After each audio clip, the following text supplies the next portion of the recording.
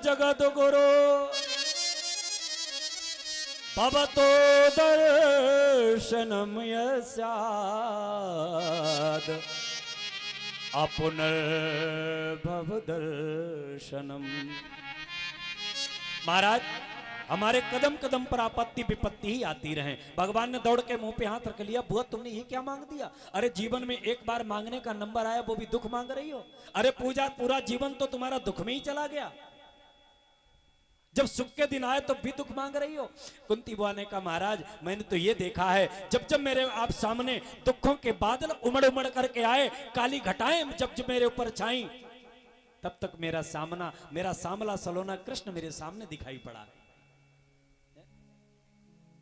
जब भी दुखों के बादल मेरे ऊपर मंडराए, महाराज आपने आंधी तूफान बन करके आए और आपने वो दुखों के बादल छिन्न भिन्न कर दिए और सुख का प्रकाश मेरे सामने कर दिया। क्या आज तक आप लोगों ने सुना है कि जहर खाकर के कोई जीवित बचा हो? असली जहर हो, नकली नहीं। नकली आप कहोगे नकली भी जहर होता है? हाँ, इन माताओं के पास में रहती है कि पुड़िया। हाँ, आपके यहाँ की तो हम नहीं जानते, हमारे गांव में हर बहू के पास एक बढ़िया चूहा मारने वाली पुड़िया मिलेगी। और कभी कभी अपने पति को, ससुर को, सास को दिखाई देती है। देख लो जब पुड़िया हमारे ढिए रखी है, जरा भी परेशान किया तो जो पुड़िया खाएगी तुम्हें सब जेल पहुंचाई थी। भैया हम लोग कुछ नहीं कह पाते लेकिन हम जानते हैं उससे होना कुछ नहीं है, थोड़ी बहुत तो नशा रहेगा, बाकी कुछ नहीं, असली है ही नहीं। तो असली जहर अगर है तो खाने वाला जहर का स्वाद नहीं बता सकता है। लेकिन महाराज वही जहर भीम को जब खिलाया गया, कुंती कहती है तो महाराज जब भीम जहर खा करके गया तो साधारण बालक था, और जब लौट करके आया तो 10,000 हाथियों का बल लेकर के आया। जो जहर मारक था वो तारक बन गया। गरल सुधारी पुकारहि मिताई, गरल सुधारी पुकारहि, बोलो सब लोग बोलो। गोपद सिंधु अनल शीतलाई, गोपद सिंधु अनल शीतलाई।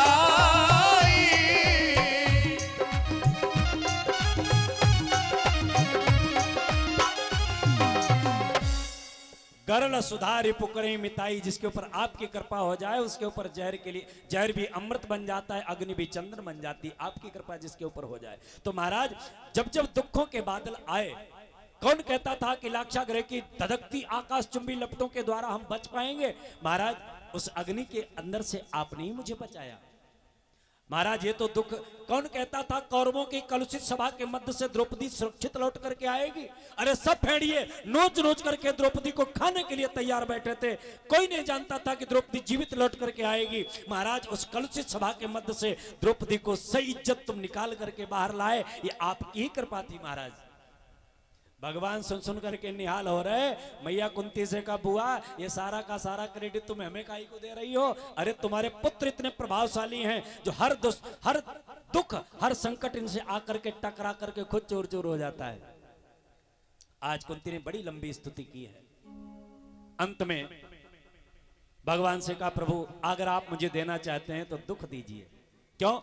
जब जब मेरे सामने दुख आए आप सामने आए, अब जब दुख निवारण हो गया, सुख के बाद सुख का प्रकाश हुआ, मेरे पुत्र हस्तिनापुर के सम्राट बन गए। आपने धीरे से हाथ जोड़े बुआ अब हम चले। जब तक मेरे पुत्रों के चारों तरफ काल ही काल दिखाई पड़ता था तब तक तुम साथ में थे, और जब पित्र मेरे सुरक्षित हो गए सुखी हो गए तो तुम चल दिए। तो हम तो ये जानते हैं दुख में तुम मेरे साथ हो और सुख में हमसे दूर हो जाते हो। तो महाराज मैं उस दुख को गले से लगाती हूँ जो आपके सन्निकट मुझे ला करके खड़ा कर दे, और उस सुख के सिर पर सिल मारती हूँ जो मुझे आपसे दूर कर दे। क्यों? बा सुख के सिर सिल पर,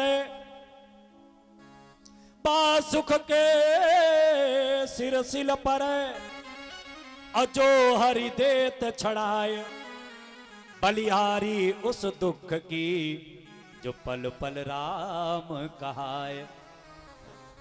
दुख में सुमिरन सब करें और सुख में करे न कोय, और जो सुख में सुमिरन करे तो दुख काहे को होए। इसलिए महाराज मुझे दुख प्रदान करो। भगवान ने आज सबको सांत्वना प्रदान की। धर्मराज युधिष्ठिर बहुत रो रहे हैं, तो धर्मराज युधिष्ठिर को लेकर के पितामह भीष्म के पास में सुंदर भीष्म गीता का उपदेश कराया है। अंत में पितामह भीष्म ने भगवान कन्हैया को प्रणाम किया, बड़ी प्यारी स्तुति की है कुरुक्षेत्र के प्रांगण में। पितामह भीष्म का महाप्राण का समय है। पितामह भीष्म सोचते हैं इच्छा मृत्यु का वरदान है पितामह भीष्म को।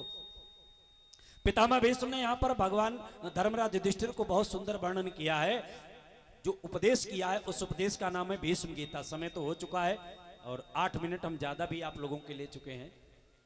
अच्छा वो लोग हाथ उठाएं जरा जिनको कष्ट हुआ हो, 8 मिनट ज्यादा हो गए, हाथ उठाओ। अरे कोई तो उठाई दो। वाह भाई बहुत सुंदर, बोली वृंदावन बिहारी लाल की। चलो 8 मिनट, मात्र 5 मिनट का समय और लेंगे। 5 मिनट में भीष्म जी का महापारायण करा करके परीक्षित श्राप, उसके बाद अग्रिम कथा आप लोग कल सुनेंगे। पितामह भीष्म ने जो उपदेश किया है बहुत गजब का। यहां पर एक बात सुनने योग्य है। पितामह भीष्म ने कहा धर्मराज युधिष्ठिर 4 प्रकार के भोजन का त्याग व्यक्ति को कर देना चाहिए। माताओं तुम्हारे मतलब की बात है, ध्यान से सुनो, हमारे भाइयों के भी मतलब की बात है, ये बताना चाहूंगा। पितामह भीष्म ने कहा धर्मराज 4 प्रकार के भोजन का त्याग व्यक्ति को कर देना चाहिए। 4 प्रकार का भोजन नहीं करना चाहिए। कौन कौन? नंबर 1, जिस भोजन की थाली में पैर की ठोकर लग जाए उस भोजन को त्याग दो। नंबर 2, जिस भोजन की थाली को कोई लांग करके निकल जाए उस भोजन को त्याग दो। जिस भोजन की थाली में बाल निकल आए उस भोजन को त्याग दो। और जिस भोजन की थाली में कोई भोजन करके उठ गया हो उस भोजन को त्याग दो। 4 प्रकार के भोजन नहीं करने चाहिए। भोजन की थाली में पैर की ठोकर लग जाए, कोई लांग जाए, कोई बाल निकल आए या कोई भोजन करके उठ गया हो, 4 प्रकार का भोजन नहीं करना चाहिए, उसे त्याग दो।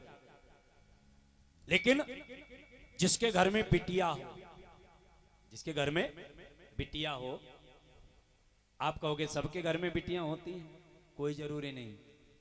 हर बाप के हर बेटी के भाग्य में बाप है, हर बेटी के भाग्य में बाप है, लेकिन हर बाप के भाग्य में बेटी नहीं है। बोलो भाई, है?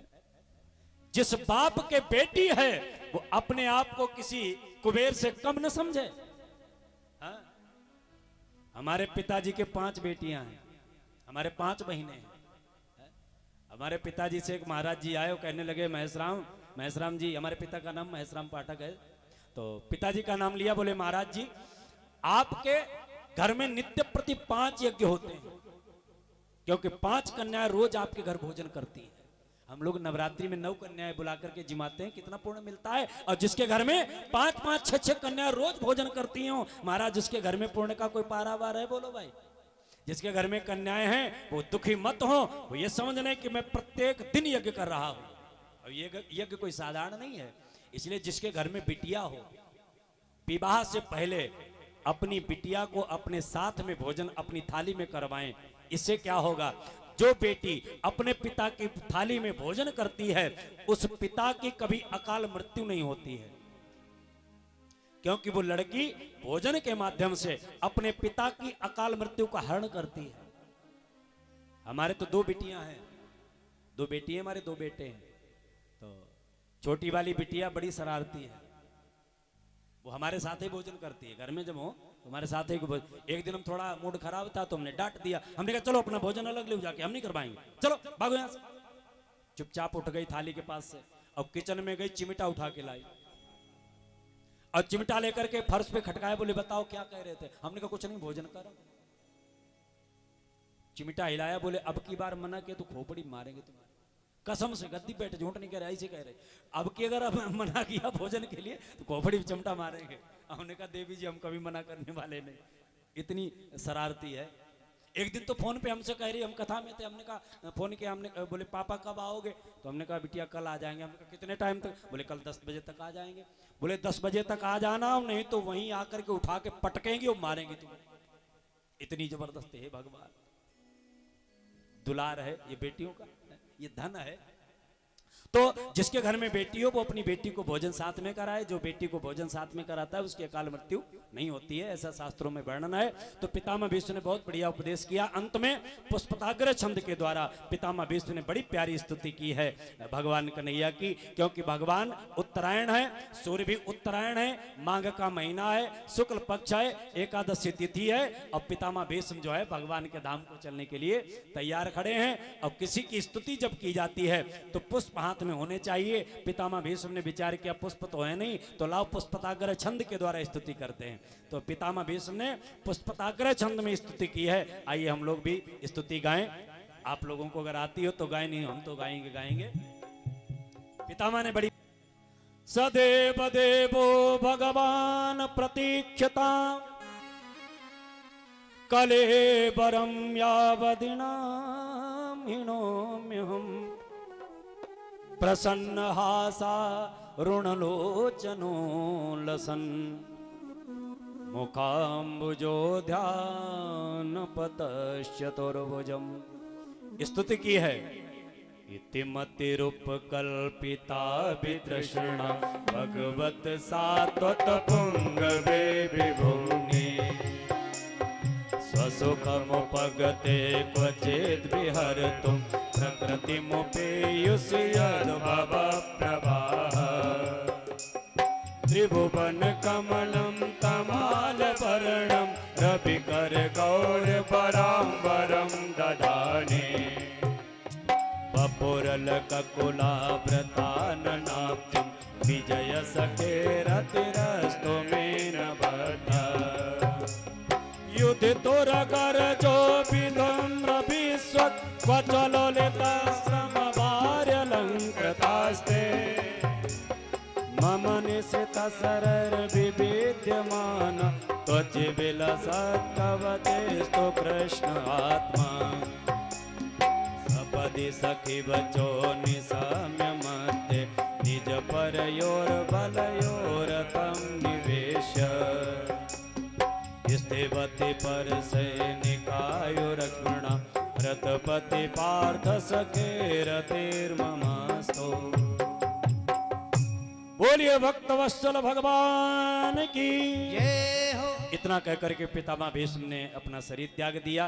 पितामह भीष्म के शरीर से ज्योत निकली, भगवान के शरीर में समाहित हुई।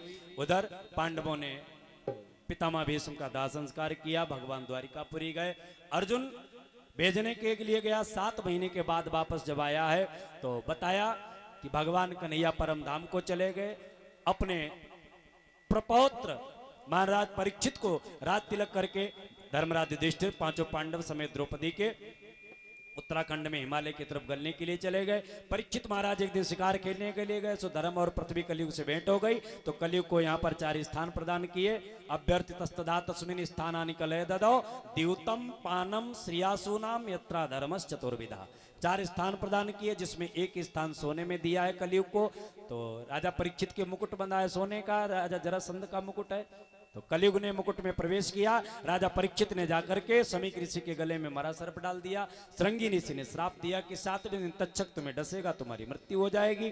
परीक्षित को पता लगा तो अपने पुत्र जनमेजय को गद्दी पर बिठा करके और जाकर के मुजफ्फरनगर में शुक्रताल पर बैठे हुए 88,000 संतों को प्रणाम किया और प्रश्न किया है कि तत्कालीन मृत्यु होने वाले जीव का कर्म क्या है। यहाँ पर श्री व्यास जी महाराज प्रथम स्कंद को विराम देते हैं। बोलिए भक्तवत्सल भगवान की जय, भागवत भगवान की जय। नमः पार्वती पतये हर हर